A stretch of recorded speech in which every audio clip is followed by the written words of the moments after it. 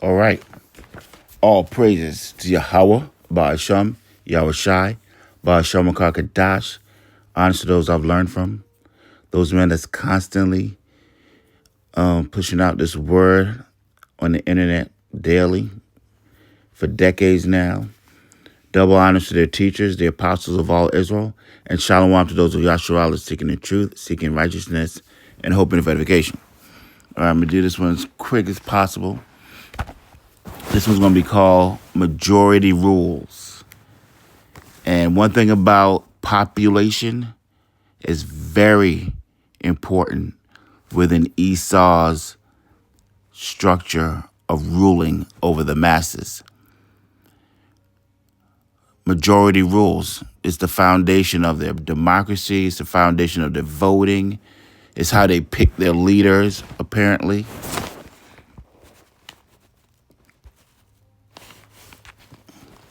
You know? So, let's see. What's majority? Majority rule is democratic decision-making principle where choice is made if it receives more than half the votes. A concept that is fundamental but also needs to be balanced with the protection of minority rights to ensure it doesn't lead to the tyranny of majority. The balance they have is like within Congress, you have a House of Representatives. That's determined upon the population in each district. You know, like a state like California might have 80 representatives, where a state like Alabama might have 5. You know, but then the way they balance it is then they have the Senate, where the Senate, it doesn't matter what the population in your state is. If you have one state, you get 2 representatives from there. That like each state, Maryland, Texas, Mississippi, doesn't matter your population, you each get 2 senators from there. And that will lead to 100, whereas I believe there's about 435 representatives in the House, in the House, and the Senate there's always 100. So that's how they balance it. Okay. It doesn't lead to the tyranny of the majority. I guess that's the term they came up with. While effective for making simple decisions, it can be problematic when fundamental rights are at stake, as a simple majority could theoretically vote to abridge the rights of a minority group, necessitating constitutional protections and a strong rule of law to prevent such outcomes. So that's the way they define majority rule. And that's what's going on. If that's what's going on in America right now. That's what's going on in Babylon. Someone's seed is spoiled. Someone's seed is not reproducing at the rate that it should do, just to replace itself. And that leads us to white rage, right? And that's what we see within the highest office now with this Stephen Miller weirdo and the current POTUS. So with majority rules, they have their democracy.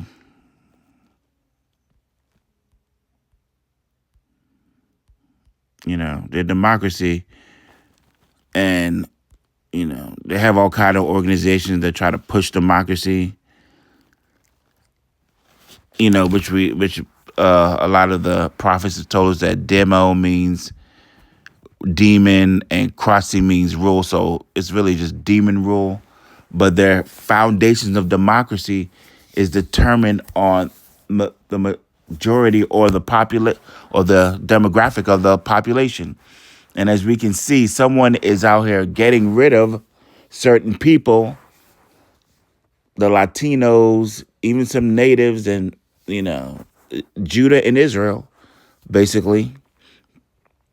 And they're bringing in, without even vetting them, white South Afrikaners. So you can see plain as day. There's no doubt about it. There's no trying to figure this out. You see what's going on. It's in black and white. Basically, when we know we're really dealing with brown and red, the orange guy, he's so orange that he paints himself, he's so red that he paints himself orange because he doesn't like being red. They don't even like it when you say they have red hair. They call it ginger. You know what I'm saying? They don't want any associations with redness, but they want to call you black. This is what we're dealing with here. So, with the increased demographics and population of the so-called black and brown people, which are Israelites, this is bringing upon tense what they call it, kitchen table discussions amongst the red people. They see their kingdom slipping away. White rage. So let's just push it right back to let's just look at this how they come. They came at 3/5. 3/5 of a man refers to the 3/5 compromise, a clause in the U.S. Constitution, Article 1, Section 2, that dictated enslaved people would be counted as 3/5 of a person for the purpose of determining a state's population representation and House of Representatives for taxation. And this always shows this guy's fragility and his greed, and he just can't get over himself. One minute he'll say the law's done away with, but you still have to tithe. Next he'll come and say, these people are savages, they're not even human, but let's count them as 3/5 of a man. Just so I can still get more representation in Congress, I can get more benefits, even though we don't really want to count him as a person. But we have so many of them, like states like South Carolina at the time, that we need him right now. You know, we need him right now, so let's use him. It's the same guy that'll say all men are created equal, but them darkies over there, they aren't even men, you know. So just think about why this dude want to, all of a sudden, as soon as he comes to America, he wants to talk about all men are created equal. Because he just came out of an oppression in Europe. You know those Judites at the ruling time was letting them know that they were heathen dogs. And as soon as they got out from underneath the foot of Jake and under the Byzantine and Dark Ages, so-called, and they had their Renaissance, they come to America, and now they're ruling and they're great, and all men are created equal, so come on to America. But the chosen people, the sons of God, they're slaves. So that's what's going on here. So 3/5 of a man, he couldn't get over himself. He could have just left us as slaves, didn't even have us counted. But because this guy's greed, he can never get over his greed. He had to come up with this whole plot, this whole weirdo Article Section 2 calling the slaves, if we get 5 slaves, 3 of them, we can count them as a person, and that'll give us more representation. Came from the southern states. All right. What else? We could just look at, let's take a look at modern population. I believe America has about 350 million, according to population counts, and 48.3 million of them identify as black, making up 14% of the population. Well, look, we finally got over 13, y'all. 13%.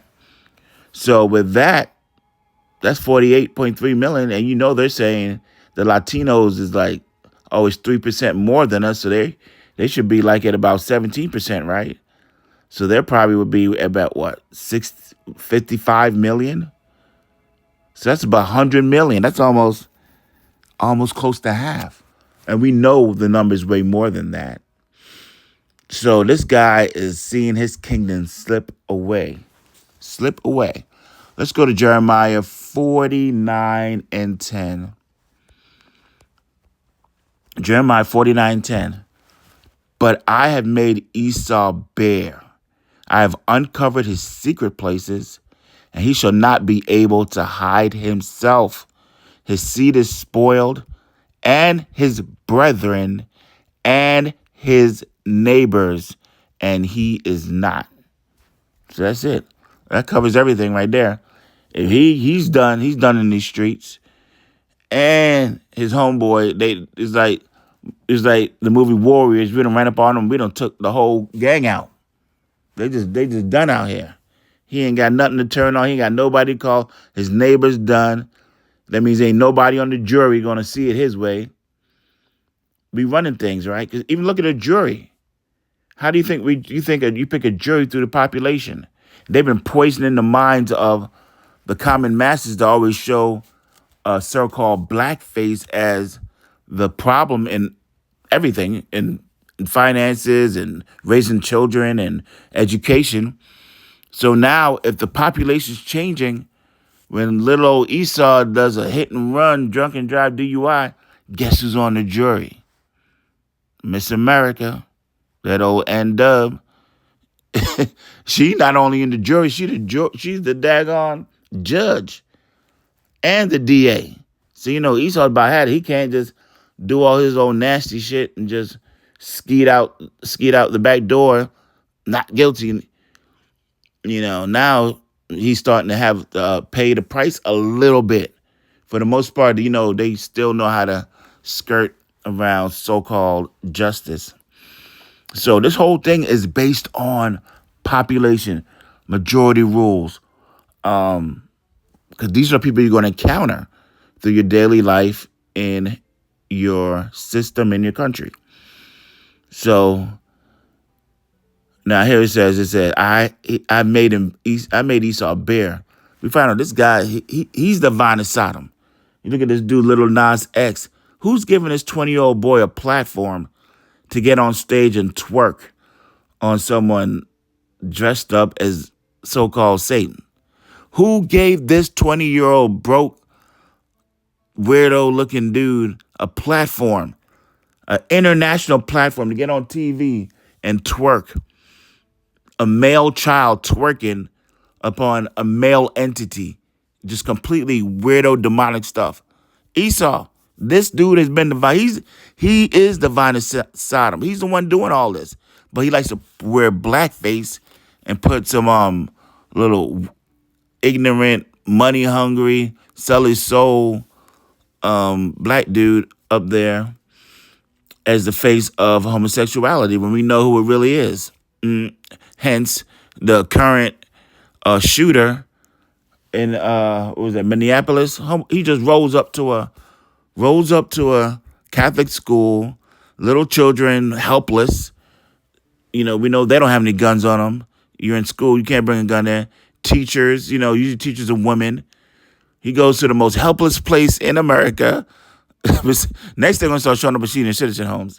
But we'll just say children, the most helpless people in America, locked and loaded. He said he did a trial run and shoots them out. I mean, this is your boy right here, man. This is the red boy right here. He don't play them games. And when he feels slighted, he gonna make sure everybody know. So he said, I made him bare.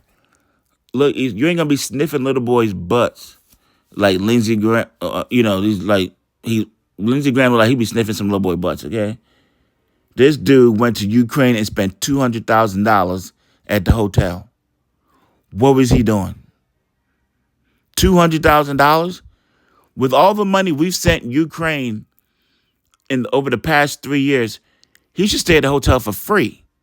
But this dude is still racking up a $200,000 bill. What is he doing? You're supposed to be sleeping, man. What you doing at the hotel? Let our imagination run wild, and you're going to go take a bath thinking what this weirdo is doing there, okay? So his children, just like the Minneapolis boy, he one of them boys, you know what I'm saying? He one of them don't know what he really is boys. So this dude is made bare, That's pure judgment, man. You in your kingdom, for real though. This Tinder Hinge thing, it's a meat market, man. If you got your shit together just a little bit and you get on there, man, you can run through. I mean, this is perfection. You can just run through you can run through half the chicks in your town, man. Just get on one of these dating apps and these dumb chicks out here just put laying it, busting it wide open on putting up these putting up their profile. You can just pick like you're at the candy store. You women, y'all don't know, man. Y'all losing every which way.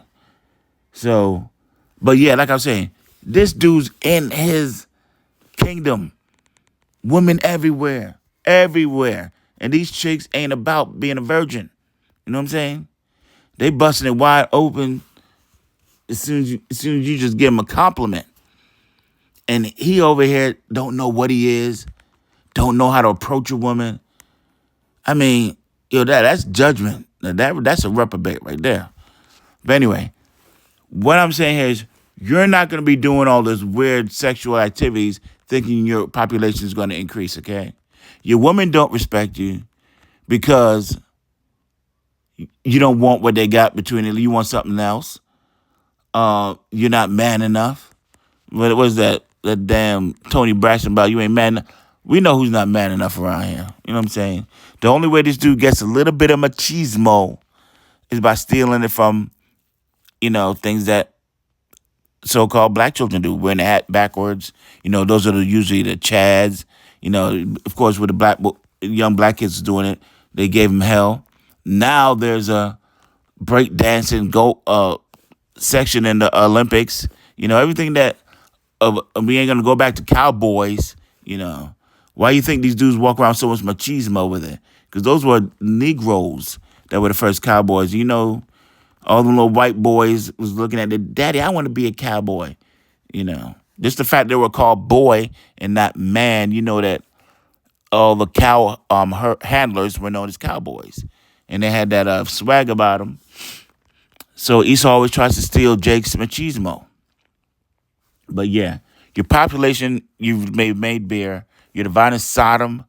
You're not your woman. They want to work. They don't. They don't want to be a wife. They rather work. They don't want to listen to you. They don't want to listen to no man. They want to meet up together and get mimosas and play Sex in the City. So you done in these streets, man. You done. But yeah, where we at? What else we could look at? We'll just look at this a basic number here. To replace your childbirth, just replace your population, you need to be at 2.1. Currently, I believe America's at 1.7, and that's including the black and brown people. So I would say, without the black and brown numbers, Esau's below 1.